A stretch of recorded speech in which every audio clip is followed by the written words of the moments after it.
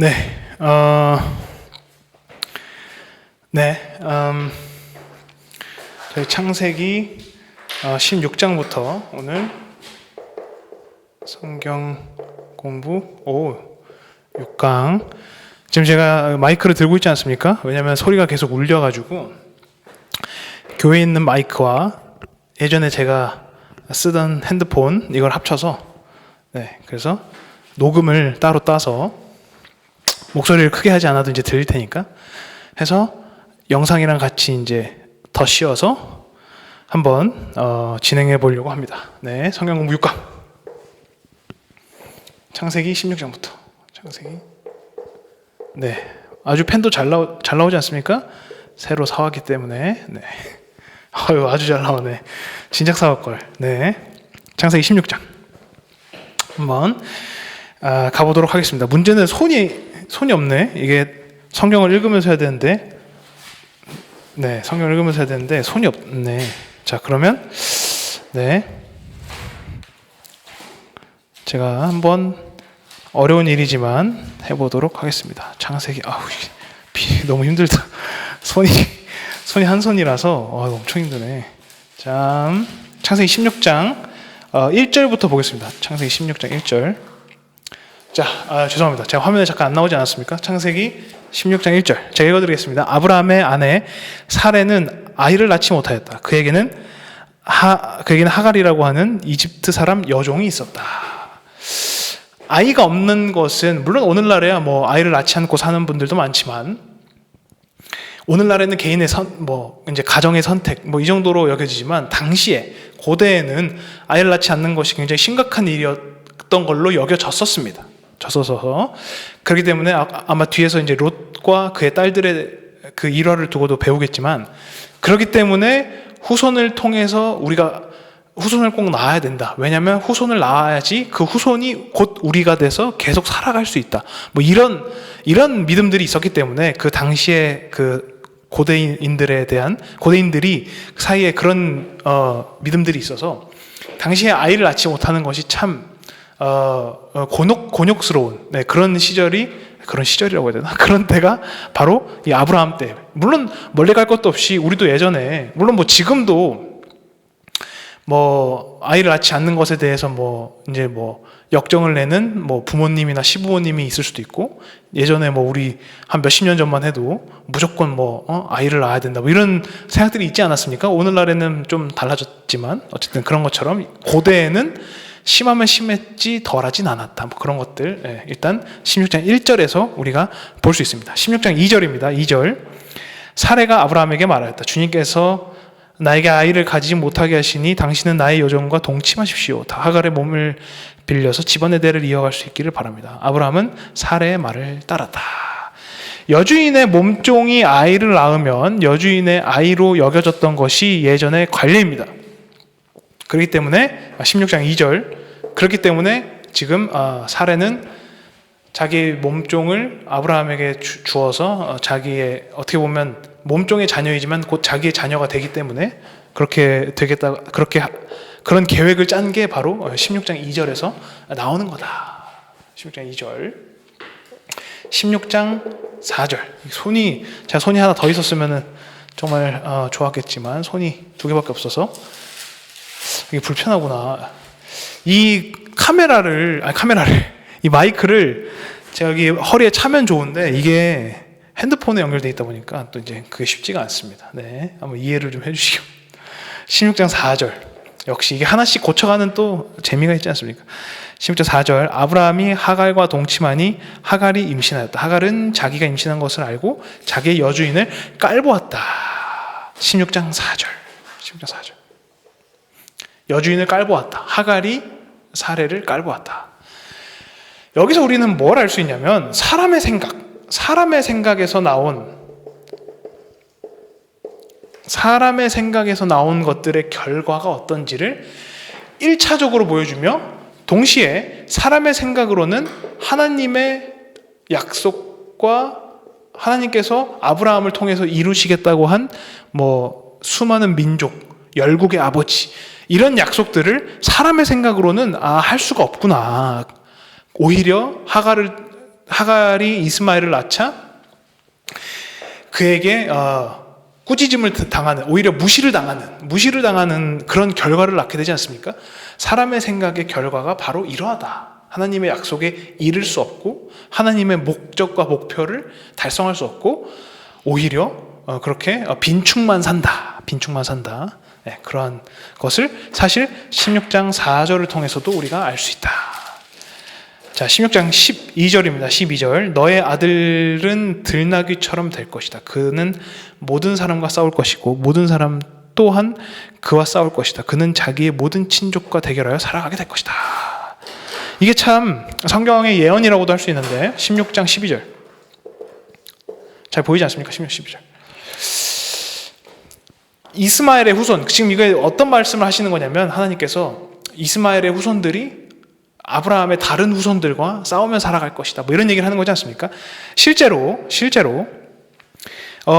이스라엘의 후손, 그러니까 이스라엘이 아니라 이스마엘, 하갈의 아들 이스마엘의 후손들은 아랍인들로 알려져 있습니다. 실제로 코란, 그러니까 아랍 경전, 이슬람 경전이라고 할 수 있는 코란에서도, 코란인가 어쨌든 코란에서도 이스마엘을 자기들의 선조로 보고 있습니다.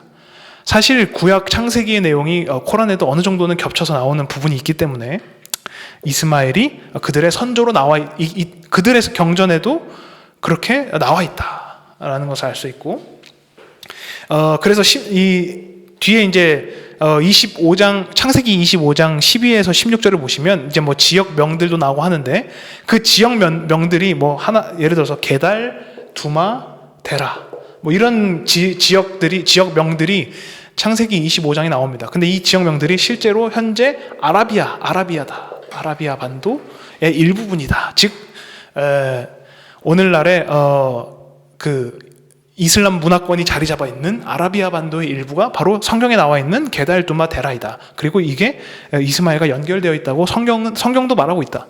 성경도 그렇게 말하고 있다. 16장 12절. 네. 그렇지 않습니까? 네. 자, 16장 12절. 자, 17장 1절입니다. 17장 1절. 아브라함의 나이 99이 되었을 때 주님께서 그에게 나타나서 말씀하셨다. 나는 전능한 하나님이다. 나에게 순종하며 흠없이 살아라. 17장 1절. 저희가 이제 17장을 같이 볼 텐데 17장 1절. 먼저 지우고, 네. 이거 잘 지워지네. 역시. 그렇죠. 네, 역시. 이 펜도 살짝 좋은 펜을 샀는데, 역시 좋은 데는 이유가 있는 것 같습니다. 창세기 17장. 17장 1절에 보시면, 이제는 아브라함에게 완전함을 원하신다. 완전함. 나의 앞에서 너의 완전함을 보여라. 그래서 전적으로 하나님에게 의지하는 것이 어떤 것인가를 하나님께서 아브라함에게 보이시고, 그렇게 되면 너가 아무리 99살, 99살이라고 할지라도 자녀를 얻을 수 있다라는 그런 말씀을 하시는 게 17장 1절이다. 17장 5절입니다. 내가 너를 여러 민족의 아버지로 만들었으니 이제부터는 너의 이름이 아브라함이 아니라 아브라함이다. 아브라함과 아브라함. 17장 5절. 17장 5절 보시면 아브람과 원래 이름이 아브람이었는데 그래서 이제 아브라함으로 바뀐다. 아브라함. 아브라함이라는 뜻은 아브람이라는 뜻은 나의 아버지 곧 하나님은 크시도다 라는 뜻을 가졌고, 아브라함이라는 뜻은 많은 무리의 아버지, 뭐 열국의 아비, 많은 무리의 아버지 이런 뜻을 가진 게 아브라함이다. 그래서 하나님께서 그에게 약속에 대한 뭐 징표 같은 것으로 이름을 바꾸시는 것을 또한 우리는 볼 수 있다. 신약에서도 신약 성경에서도 예수님께서 또 베드로의 이름 원래는 게바였는데 이름도 너희 베드로라고 부른다고 하시고, 사울 또한 자신이 바울이다라는 그런 말을 하지 않습니까? 그런 것들로 봐서 이름을 바꾸는 것에는 큰 의미가 예전부터 있었습니다. 그래서 아브라함의 약속을 준행하신다는 것에 어떠한 약속의 증거 같은 것으로 이제 이름을 바꾸시는 모습을 볼 수 있습니다. 사실 사례도 사라라고 이름이 뒤에서 바뀌지만 그 부분은 보지 않겠습니다. 뭐 겹치는 부분이니까. 겹치는 부분이니까. 자, 17장 10절. 너희 가운데서 남자는 모두 할례를 받아야 한다. 이것은 너와 내 뒤에 오는 너의 자손과 세우는 나의 언약, 곧 너희가 모두 지켜야 할 언약이다. 드디어 할례가 등장합니다.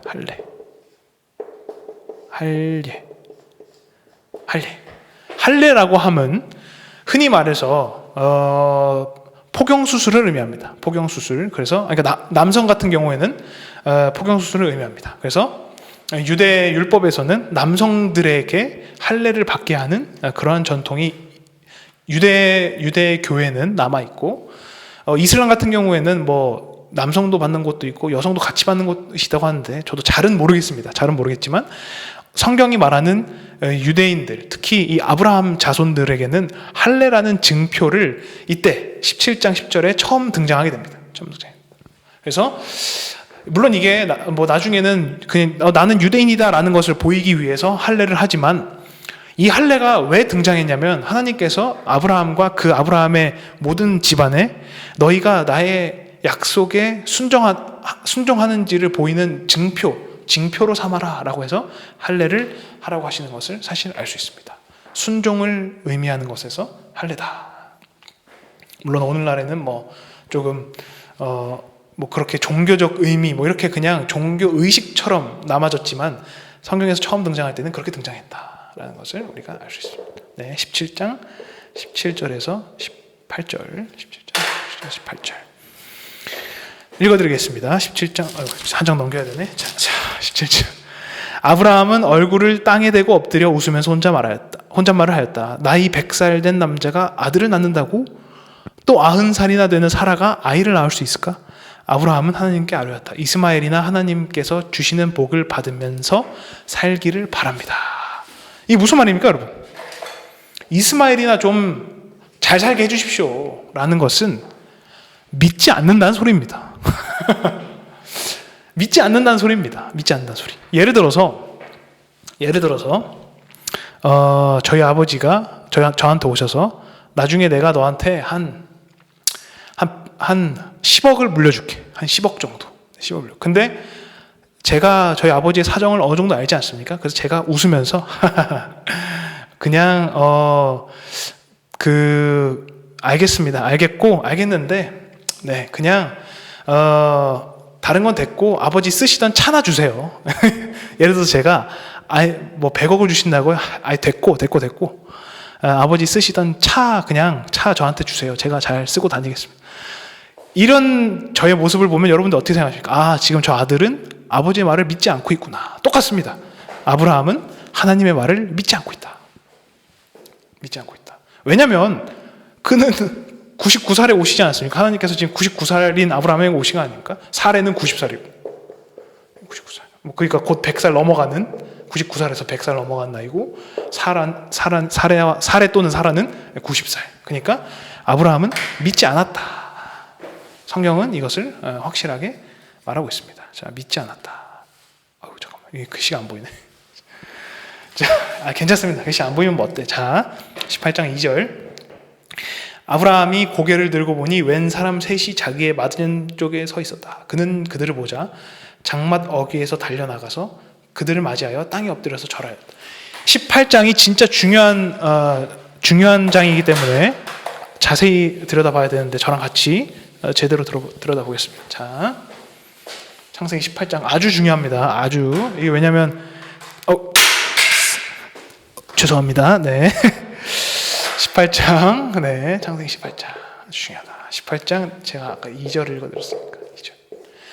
세 사람이 아브라함의 집에 찾아오는 사람 3명이 여기 지금 나와 있는 건 사람 3명이니까 3명이 아브라함 집에 찾아오는 여기 아브라함이 있고 옆에 뭐 사례도 있고 이렇게 있지 않습니까? 사람 3명이 찾아오는 그런 장면인데 이 3명이 과연 누굴까? 하나님 천사들인가? 하나님인가? 라는 여러 가지 물음이 있지만 여기서 우리가 이 18장만을 두고는 우리가 정확한 답을 내릴 수 없습니다. 사실 19장이랑 같이 봐야 되는데 18장만 두고는 정확한 답을 내릴 수 없지만 예전 교부들은 어떻게 교부들이라고 하면은 교회의 아버지라는 뜻으로서 초대교회에 교회를 이끌어 나갔던 사람들, 그런 사람들을 교부라고 합니다. 사도들이 아니라 사도들의 제자의 제자들, 사도들의 제자의 제자들을 우리가 이제 뭐 보통 교부라는 표현을 쓰는데, 그 교부들은 이 세 사람인 것을 보고 이는 삼위일체를 예견한 것이 아닌가라고 보통 해석들을 했었습니다. 네, 이런 식으로 교부들, 교회 교부들, 교회 아버지라는 표현으로서 굉장히 교부들이라고 하면 굉장히 많습니다. 물론 뭐 아주 많은 건 아니지만 그래도 못해도 한 20명, 30명 되기 때문에 교부들은 이것을 삼위일체로 해석했었다. 뭐 유명한 교부들 중에 뭐 오리겐 이런 혹시 들어보셨는지 모르겠지만 오리겐과 같은 교부도 있고, 그거는 저희가 성경 공부 시간이 아니라 그거는 저희가 이제 교회 역사, 교회사 시간에 배워야 되는 내용이니까 이 시간에는 하지 않겠습니다. 이 시간에 하지 않고 굳이 신학을 공부하는 것이 아니면 할 필요가 없는, 하면 좋긴 하지만 또 할 필요가 없다 하면 안 되겠지. 하면 좋긴 하지만 18장 3절 18장 3절 읽어드리겠습니다. 아브라함이 말하였다. 손님께서 저를 좋게 보시면 이 종의 곁을 그냥 지나가지 마시기 바랍니다. 지금 사람 3명이 아브라함의 집을 지나가려고 하니까 아브라함이 지나가지 말고 그냥 우리 집에서 식사도 좀 하시고 하세요, 이렇게 간청하는 겁니다. 이해가 안 되지 않습니까? 여기서 심지어 아브라함은 주라는 표현을 씁니다. 주. 근데 여기서 아브라함이 뭐 하나님인 걸 알았다 몰랐다? 사실 그냥 맥락만 놓고 봤으면 하나님인지 몰랐을 겁니다. 왜냐하면 음식을 준비하는 장면도 나오고 손님처럼 대접하는 장면이 나오기 때문에 하나님이었으면 이렇게 하지 않았을 거고, 그가 뭐 제사를 드리든 뭐 그 앞에서 회개를 하든 하지 않겠습니까? 하나님으로 알고 있지는 않았던 것 같고 그냥 사람으로 알고 사람의 모습으로 지금 왔으니까 사람으로 알고 대접을 하는, 여기서 우리는 아브라함의 평소 성격도 알 수 있고 나그네를 얼마나 극진히 대접하는가를 알 수 있습니다. 이것은 뒤에 롯의 일화에서도 거의가 아니라 완전 동일하게 나오는데, 나그네를 얼마나 극진히 대접하는가, 이게 굉장히 중요한데, 왜냐하면 예전 고대 사회에서는 나그네를 극진히 대접해야만 하는 것을 여겼고 그것이 굉장히 윤리적인 것으로 여겼기 때문에 지금 아브라함은 뼛속 깊이 그 손님과 나그네를 자기의 주인으로서 대접하면서 극진히 모시는 장면이 18장 3절에서 3절부터 쭉 볼 수 있지 않습니까? 아브라함의 평소 행실, 그가 가지고 있는 생각들을 알 수 있습니다. 나그네를 대접하라. 성경에 굉장히 많이 나온 장면이고 특히 구약에서 강조되는 장면입니다. 나그네를 대접하라. 이것이 신약까지 가게 된다면 예수님께서 작은 자에게 한 것이 나에게 한 것과 같다라는 말씀하시지 않습니까? 즉슨 성경은 작은 자, 아무것도 없는 자, 핍박받는 자들에 대한 위로를 주십니다. 그런 의미에서 나그네라는 것은 중요한 키워드라고 우리가 할 수 있다. 18장 11절. 오늘 좀 어렵지 않습니까? 좀 수준이 어려운데, 왜냐하면 본문이 중요한 본문들이 많아서 좀 어려운데 잘 쫓아오시기 바랍니다. 18장 11절. 아브라함과 사라는 이미 나이가 많은 노인들이고 사라는 월경마저 그쳐서 아이를 낳을 나이가 지난 사람이다. 18장 11절. 사라는 나이가 너무 많아서 월경이 끊겨서 그가 아이를 낳을 수 없다라는 것을 굳이 성경은 왜 말하고 있을까? 왜 굳이 사라가 임신이 가능하지 않다는 것을 말할까? 그것은 이스라엘의 민족의 이스마엘이 아니라 이스라엘이라는 민족의 탄생부터 하나님의 주권에 의해서 나왔다는 것을 강조하기 위해서 굳이 이 본문을 실은 거라고 우리가 볼 수 있겠습니다. 이스라엘의 민족은 그 태생부터가 아이를 낳지 못하는 여성에서부터 너희가 나온 것이 아니냐? 그러므로 너희는 나의 자녀다. 이스라엘을 하나님의 자녀로 자주 표현하는 이유가 바로 여기 있습니다. 성경을 자세히 보면 제가 이렇게 왜 이거 들고 있지? 자, 성경을 자세히 보면 성경에서 이스라엘을 하나님의 자녀라는 표현을 자주 쓰는데 그 이유는 너희가 처음에 생길 때부터 나의 힘에 의해서, 나의 주권에 의해서 너희가 생겨났다라는 것을 성경은 강조하고 있다. 네, 자 이렇게 네, 자 군대 시절 버릇이 나왔나? 자 18장 15절, 18장 15절. 저 이번 시간 아마 18장까지 할 것 같은데 18장 15절. 사라는 그들이 여호와의 사자라는 아니죠. 자, 이거 먼저 읽고 가야 되지. 이거 먼저 읽어야 돼. 자, 18장 15절. 사라는 두려워서 거짓말을 하였다. 저는 웃지 않았습니다. 그러나 주님께서는 말씀하셨다. 아니다. 너는 웃었다. 너는 웃었다. 자, 여기서 이게 무슨 말이냐면 그 성경을 잘 안 읽고 오신 분들을 위해서 그 세 명의 천사들 중에 일부가 사라한테 말합니다. 당신은 내년에 아들을 낳게 된다. 그러자 사라가 이게 몰래 웃습니다. 몰래 웃어. 그러자 왜 웃냐라고 하니까 사라가 나 분명히 숨어서 웃었는데 어떻게 알았지? 저들은 하나님이 보내신 자 또는 하나님이실 수도 있겠다 하면서 두려움에 떱니다. 떨면서 15절에서 떨면서 웃지 않았다라고 하니까 천사는 아니다. 너가 웃었다. 여기서 중요한 것은 이제 사라의 믿음이 없음을 꾸짖는 그런 장면이면서 동시에 중요합니다. 동시에 웃음이라는 키워드는 곧 이삭이라는 아들의 뜻입니다. 이삭이라고 하는 아브라함의 아들은 그 이름의 뜻이 웃음이다. 그 말은 즉슨 사라의 믿음 없음을 꾸짖으면서 동시에 이삭을 예언하고 있는 구절이 바로 15절이다. 15절이다. 너무 중요하지 않습니까? 18장이 너무 좋아하는데 오늘 18장까지 해야겠네. 18장까지 하는 건데 네, 너무 중요하다. 너무 중요하다. 자, 18장 17절. 그때 주님께서 말씀하셨다. 내가 앞으로 하려고 하는 일을 어찌 아브라함에게 숨기랴. 다시 한번 읽어드리겠습니다. 18장 17절. 그때 주님께서 말씀하셨습니다. 내가 앞으로 하려고 하는 일을 어찌 아브라함에게 숨기랴. 여기서 주님이라고 하는데 개역개정에는 여호와라고 나와 있을 겁니다. 그러면 18장 17절을 놓고 봤을 때 이 세 사람 중에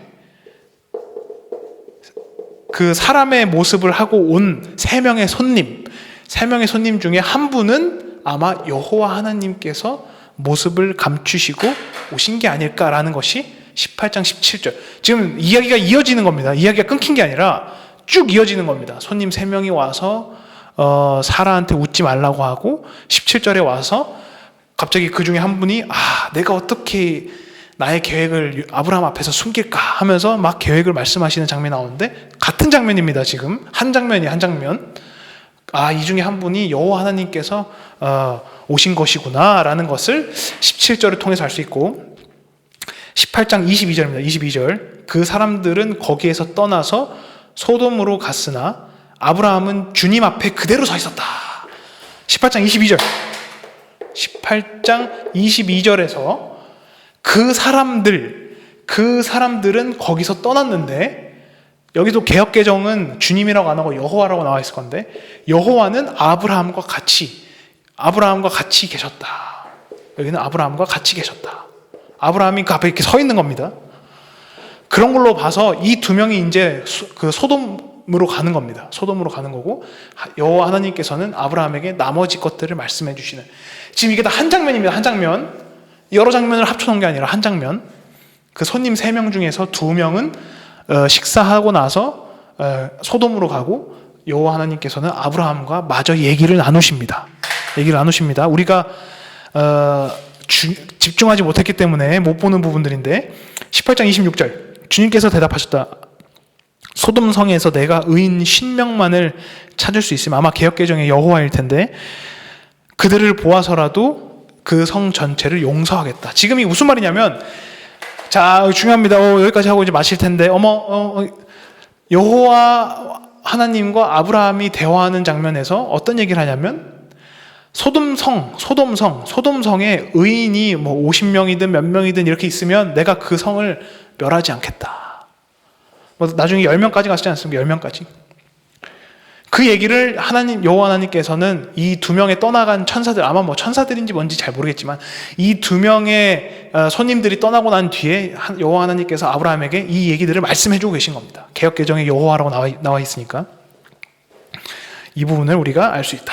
소돔에 이렇게 얘기하는 겁니다. 그래서 아브라함이 의인 50명이면 소돔을 살려주시지 않겠습니까? 뭐 40명이면 뭐 30명이면 20명이면 10명이면 뭐 이렇게 하지 않습니까? 그게 이렇게 나와. 지금 이런 맥락이다. 손님 3명이 와서 그 중에서 한 분이 이렇게 얘기하고 있는 거다. 우리가 잘 놓치는 부분인 이유는 성경을 읽을 때 집중하지 않기 때문에 놓친다고 생각하고 있는데, 네. 마지막 18장 32절. 아브라함이 또 아뢰었다. 주님, 노하지 마시고 제가 한 번만 더 말씀드리게 허락해 주시기 바랍니다. 거기에서 10명만 찾으면 어떡하시겠습니까? 주님께서 대답하셨다. 10명을 보아서라도 내가 그 성을 멸망시키지 않겠다. 중요한 거는 소돔에 50명이든 몇 명이든 의인이 있어야 된다.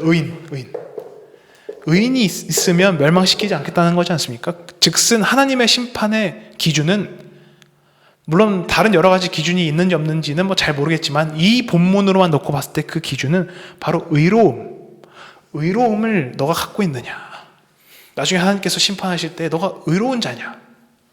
물론 우리의 의로움은 행위로서 되는 것이 아니라 믿음으로서 되는 거긴 하지만 어쨌든 그건 나중에 그 부차 설명할 거고, 어쨌든 이 본문으로 놓고 봤을 때는 너의 의가 있느냐라는 것을 보시는 분이 바로 하나님이시다 라는 것을 알 수 있고, 여기 10명에서 끝나지 않습니까? 아니 왜 아브라함은 10명에서 끝냈지? 1명이나 2명까지 하면 안 되나? 이렇게 생각할 수도 있겠지만 10명이 그 그룹에, 그러니까 10명이라는 것은 그룹을 지을 수 있는 최소 단위를 의미하면서, 동시에 뭐 예를 들어서 소돔의 의인이 6명이었다 그러면 6명은 그냥 자기들 뿔뿔이 도망가면 알아서 살 수 있는데 10명부터는 이제 그룹을 의미하기 때문에 10명까지 끄는 것으로 보통 그렇게 우리가 해석을 하고 있습니다. 그래서 의로움을 지켜달라. 의인이 있는데 왜 멸망시키시냐. 의로움을 지켜주시고 의로움으로 제발 자비를 베풀어 달라라고 하는 아브라함의 모습을 우리가 18장에서 볼 수 있습니다. 19장까지 하면 좋겠지만 일단 오늘 여기서 저희 마치고, 이 부분 살짝 헷갈리니까 이 부분 잘 보시기 바랍니다. 손님 3명이 과연 누구시냐, 그리고 누가 아브라함과 얘기하고 있냐. 개역개정에는 여호와라고 나와 있다라는 것을 끝으로 오늘 강의는 여기서 마치도록 하겠습니다. 감사합니다.